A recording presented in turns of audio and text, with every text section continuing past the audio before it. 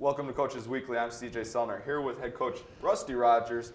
Coach, it was a fun week. You guys had a tough one early in the week against Aurora, and then coming back and played a really good one against Marian on what was a really special day. We come off a CIT week that was very special, but that pink out game, to see what the girls came out and supporting the Janke family, especially Sue Janke with everything, was a really, really special moment for the year. Morgan did a really good job organizing the event. Gave us a nice emotional speech before we went out there, before tip-off, and I think it really resonated with the team. And the team got together and really played for each other and for the Janke family. And the Janke family has been so good to our girls, providing them treats after games, and they're at every game, home and away. So it's very special to all of us, not just the Janke family, what they're going through. So we'll look forward right away to that Marian game. In total, 4 players in double figures, and the Cougars arguably played one of their best defensive games of the year, holding Marian to just 9 field goals in total, and then really offensively shot over 50%, almost 60% in the first half. The first half was really special because we had the offense going and the defense going, and we hadn't had that all year long. The field goal percentage defense was the best that we've had all year, just around 30%, or below 30%, I believe. And then we shot the ball really well. Kind of cooled off in the second half, which we kind of anticipated in the locker room. We knew that we were going to have to step it up defensively, that it was going to be really hard to keep that toward pace going offensively. But again, really solid effort, especially defensively, and then on the boards too. I mean, we gave up a lot of offensive rebounds the first half and then really solidified that situation in the second half.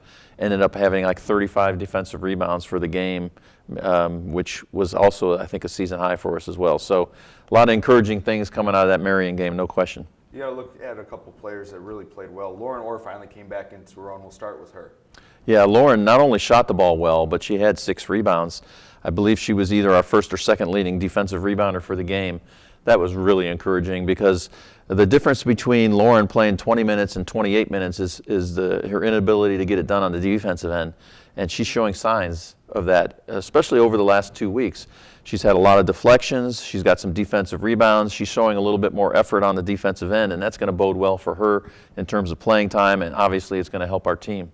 And the one that was really on the defensive side of the board is Angelique Young with a double-double. Angelique Young playing on one leg. She has a really bad ankle injury.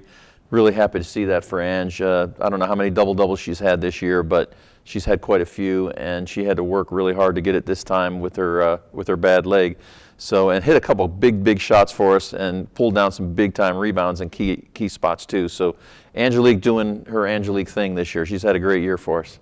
And we got to talk about we'll get to Morgan in a second, but Courtney Lofink, 10 points, 7 assists, and she got even in the rebounding with 4 rebounds on the day. She's just kind of doing her Courtney thing. As you say, Angelique does her thing. Courtney just is all over the floor, and you can never lose her basically because she's so far all over the place. Yeah, Courtney, we go as Courtney goes, and it's kind of unfortunate in some senses, but it's great that we have a Courtney Lofink on our roster. She's just a terrific player. She makes everybody around her better. Her assist totals over the last 3 or 4 games have been out of this world. She's got to be leading our league in assists, and she had been leading the league in steals. So she's just doing the ultimate point guard thing. And then she struggled a little bit shooting. And then here she comes out Saturday and goes 4 for 5 from the floor. So when you get that kind of a performance from Courtney Lofink, and she stays out of foul trouble, by the way, so she almost played 30 minutes. I think that might have been one of her season high in minutes played as well. So, we've said it all along. Courtney is the engine.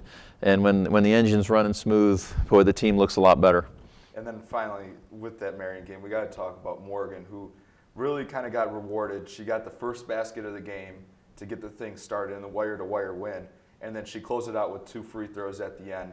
She finished the game with 12 points, 4 assists. Her ability to really kind of drive to the basket, she was able to kick out to Miranda Rogers for multiple threes in that game that got Miranda going as well.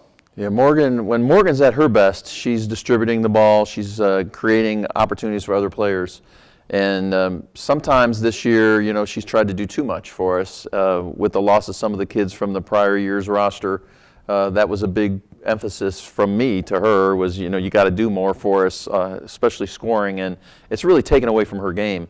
So she's brought it back down a little bit. She's distributing the ball extremely well. She's creating a lot of opportunities for other people. Our three-point shooters like Miranda and Lauren are benefiting from that because she's creating so much help and they're getting wide open looks from the perimeter. So Morgan has really done that really, really well as of late. Again, it was really fitting with the circumstances and scoring the first points and the last points and just being a great leader out there, shooting a high percentage, doing a little bit of everything for us. And I know she was very, very emotional before the game. She was very, very emotional after the game. The game meant a lot to her. And I'm so happy that we were able to get the job done and get a W for Morgan and her family. Now we look forward to a busy week this week. A couple tough tasks coming in here. Much like the men's team, you guys get to play spoiler this week, coming in with a very good Benedictine team that you have to go to Lisle to play on Wednesday night, and then a good Wisconsin Lutheran team that's always at the top of the conference coming here Saturday. Yeah, we played both these schools on the road.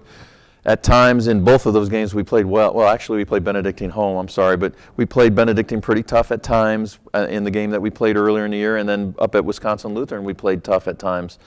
So that has been the story of our season. We've looked good in stretches almost every single game that we played this year.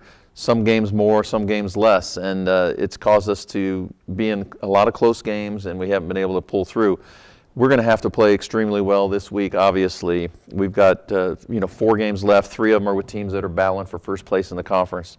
So it's difficult. It's going to be difficult for us, but we'd rather play spoiler than play nothing at all. And and if the rules were the same as last year, we'd be in a playoff spot right now. So we reduced the playoffs by two teams, and it's really cost us this year. We're not in a playoff race.